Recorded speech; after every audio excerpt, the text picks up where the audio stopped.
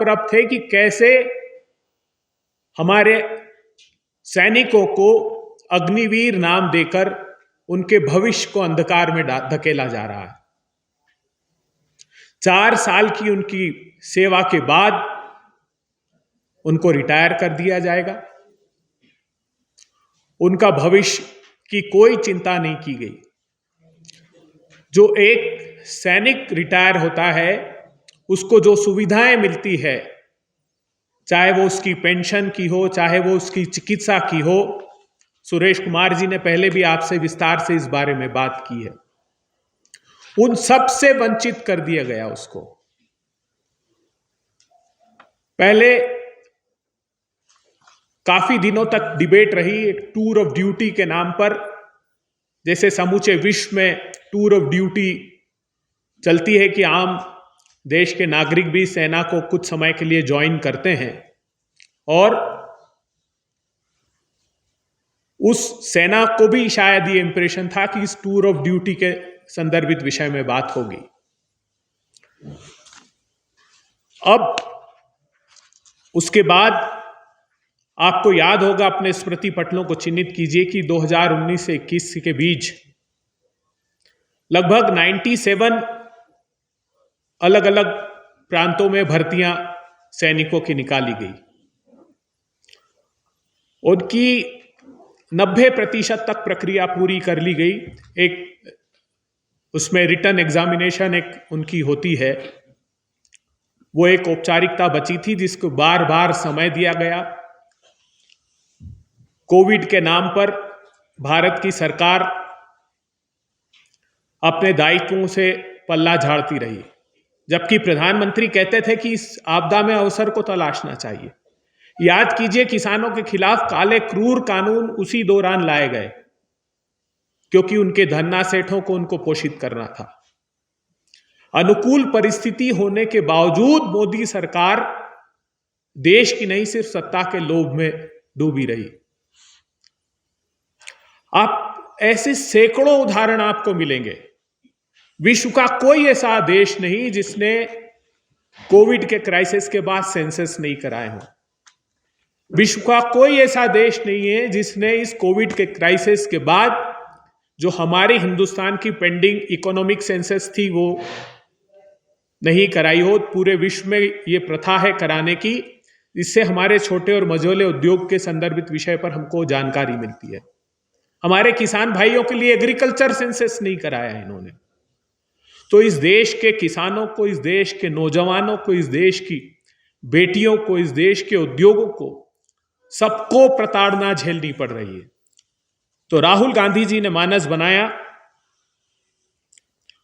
कि वो और समूची कांग्रेस पार्टी हमारे सैनिकों के साथ हो रहे इस अन्याय के खिलाफ दृढ़ता से हम कदम बढ़ाएंगे।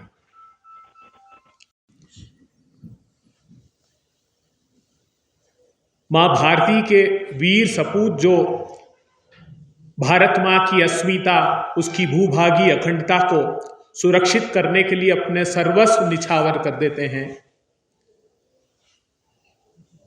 उन सैनिकों के लिए मैं कहना चाहता हूं, तुम सैनिक हो, काल को भी काल से दिखते रहे हो, देश का सौभाग्य अपने खून से लिखते रहे हो। दाव पर गौरव लगे तो शीश दे देते विहंस कर, देश के सम्मान पर काली घटा छाने न देते।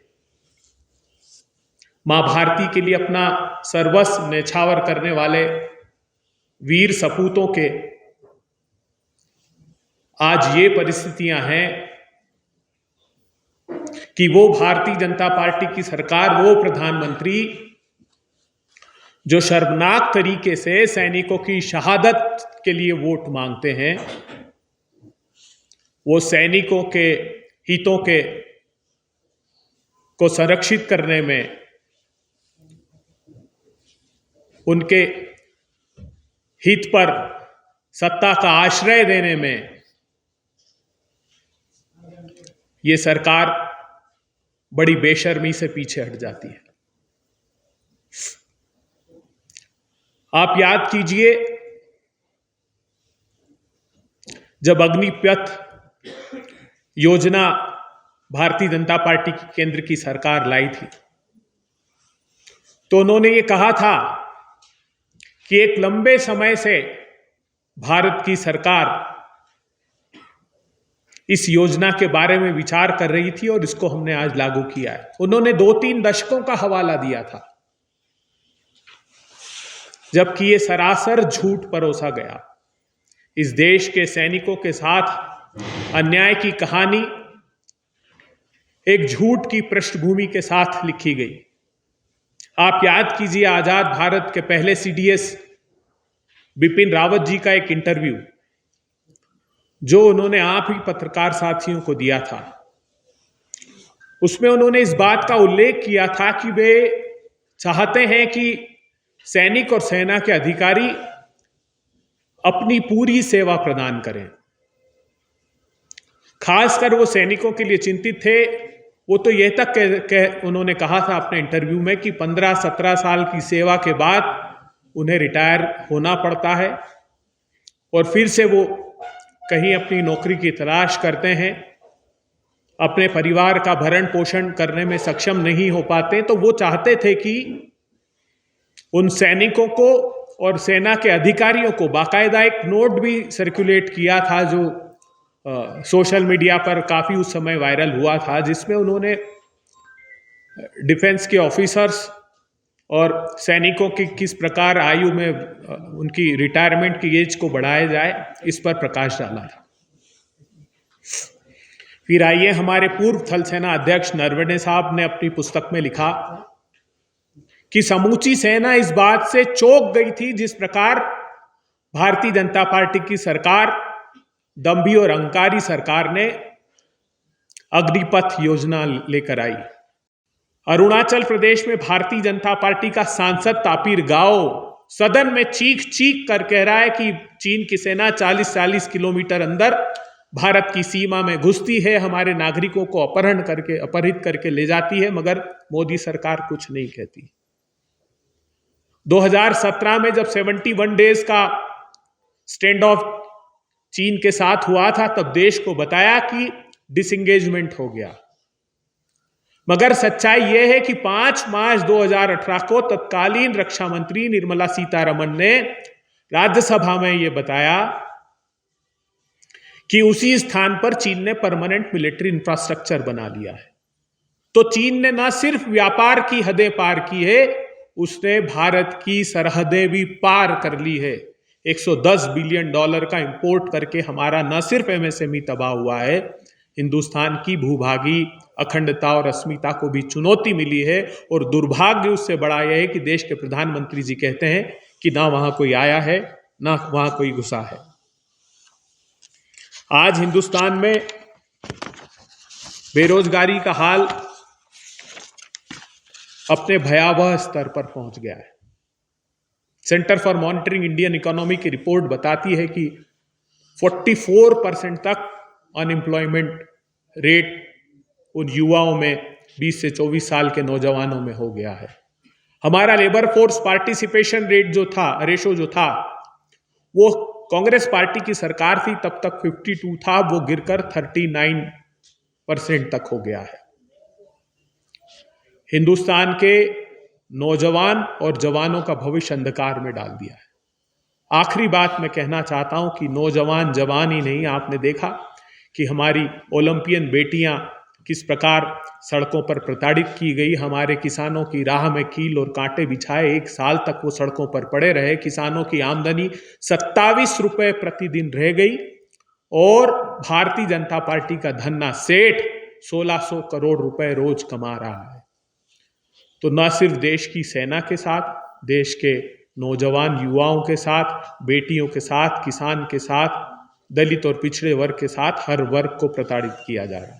अगर आपके कोई प्रश्न हो तो मैं प्रधानमंत्री किसको संभाल रहे हैं?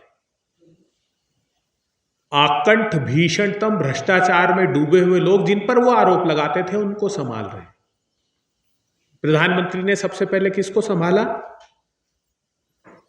जुलाई 2015 में जिसके खिलाफ असम जाकर प्रेस कॉन्फ्रेंस ली कि Hemant Biswa Sharma Louis Berger case का आरोपी, बुकलेट निकाली। अगस्त 2015 में भारतीय जनता पार्टी में ज्वाइन करा लिया और कहा दाग अच्छे हैं। फिर गए वेस्ट बंगाल, भाग मुकुल भाग, सीबीआई आ रही है। वहां प्रेस कॉन्फ्रेंस ली भारतीय जनता पार्टी ने, उसको शामिल करा दिया, दाग अच्छे हैं। शुभेंदु अधिकारी नेता प्रतिपक्ष बना दिया, जिस पर कहते थे शारदा नारदा के इसके अकाउंट में 20-20 लाख रुपए ट्रांसफर किए जा रहे हैं। फिर अजीत पवार, जिस पर प्रधानमंत्री जी 70,000 करोड़ रुपए का आरोप लगा रहे थे। वो 70,000 करोड़ रुपए का आरोप का महत्व नहीं था, वो महत्व इस बात का था कि अजीत दादा पवार गए क्यों। इसलिए गए कि 1 जुलाई 2021 को ईडी ने एक प्रेस रिलीज जारी किया कि अजीत पवार और सुनेत्रा पवार बैंक के स्कैम में शामिल हैं 826 करोड़ रुपए के, और उनकी 65 करोड़ की संपत्ति जब्त कर ली। तब अजीत दादा पवार को श्रद्धा जाग गई प्रधानमंत्री जी के प्रति। हसन मुंशरिफ 3-3 रेड 4-4 रेड ईडी ने की, महाराष्ट्र में मंत्री बना दिया। यह आरोप लगाया कि 40,000 किसानों का पैसा इसके बच्चों के खाते में ट्रांसफर कर दिया।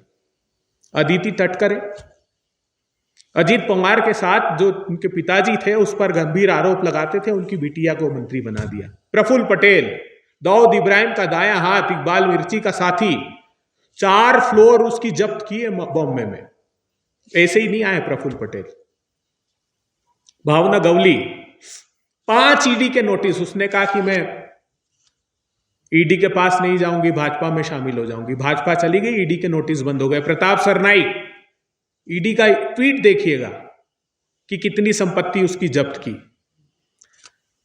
शामिल हो गया, क्लोजर फाइल हो गया उसका। छगन भुजबल, फाइल घूम गई ईडी की साहब। ये जो अभी नोटिस दे रही ईडी जा रही ना, हेमंत सोरेन और अरविंद केजरीवाल और सब जगह घूम रही है, वो ईडी इन सबके पाप पर पर्दा डाल चुकी है।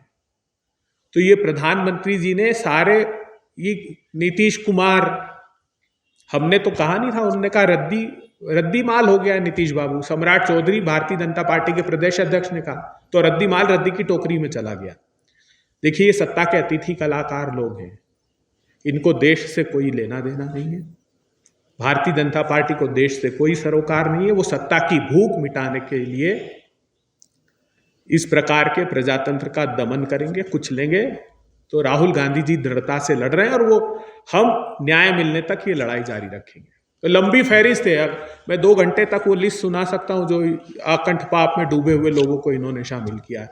ये इतना ही नहीं है, आखिरी बात कहता हूं, सिर्फ भ्रष्टाचारी नहीं है, आतंकवादी, बलात्कारी, जितने सारे चोरों की फहरिस्त है, सब पे दस्ते करम बारी बारी रखते हैं। आप देखिए, तालिब हुसैन, दुर्दांत आतंकवादी, वो अमित शाह साहब के मंच साझा करता है, उसके बाद गांव वालों ने पकड़ा उसको। तारिक अहमद मीर, पाकिस्तान का हथियार सप्लायर घोषित, उसको बीजेपी ने विधानसभा का टिकट दिया। सैफुल्ला फारूक को 1 साल पाकिस्तान में ट्रेनिंग ली, अजहर मसूद का शिष्य था, पंडितों की हत्या में 10 साल तक जेल में था, जेल से निकला, उसको टिकट दे दिया लोकल बॉडी का, और यहां मुखौटा लगाते हैं। राजस्थान का जो रियाज अटारी था, कन्हैया लाल जी का हत्या करने वाला, वो भी भारतीय जनता पार्टी का कार्यकर्ता था। तो इनको परहेज नहीं है, चाहे वो बेटियों के खिलाफ हाथरस से लेकर उन्नाव तक अपनी सत्ता की सरपरस्ती बलात्कारियों पर रखे, आतंकवादियों पर रखे, भ्रष्टाचारियों पर रखे। सब इनको लगता है इनके सौ खून माफ है, मगर जनता देख रही है। 31 जनवरी 2024 को राहुल गांधी जी ने अन्याय के विरुद्ध एक न्याय का युद्ध छेड़ने का मानस बनाया, जिसको हमने नाम दिया है जय जवान।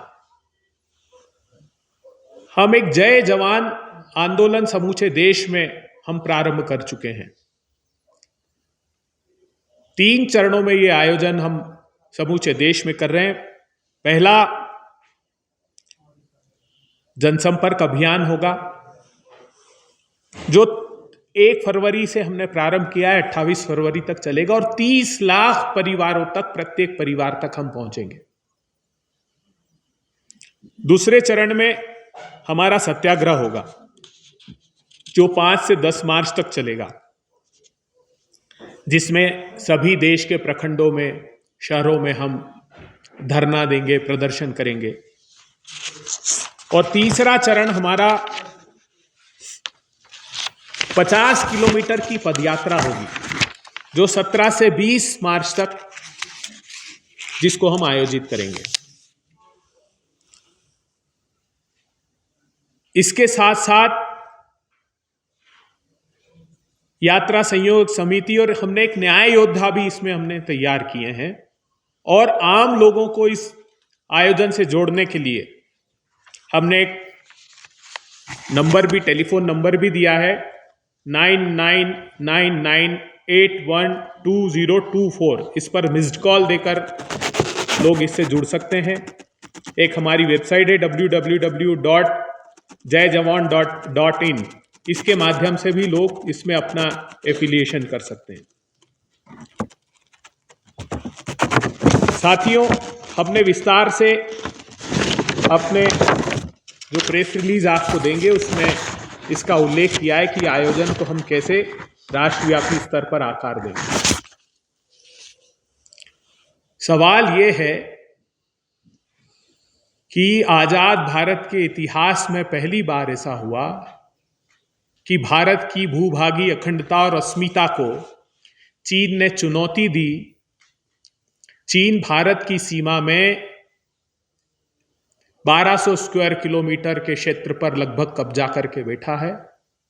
6 अगस्त 2020 को भारत की सेना ने दस्तावेजी प्रमाण के साथ अपनी वेबसाइट पर यह बात कही थी कि यूनिलैटरली स्टेटस को चाइना ने चेंज किया है, जिसे राहुल गांधी जी के ट्वीट करने के बाद भारतीय जनता पार्टी की सरकार ने अपनी साइट से हटवा दिया। हिंदुस्तान की सबसे ऊंची एयर स्ट्रिप, विश्व की सबसे ऊंची एयर स्ट्रिप जो दौलत बेग ओल्डी की हमारी है, उसके नीचे पेट्रोलिंग पॉइंट 10, 11, 12, 12A, 13 तक चीन की सेना बैठी है और वहां ब्लॉकेड किया हुआ है।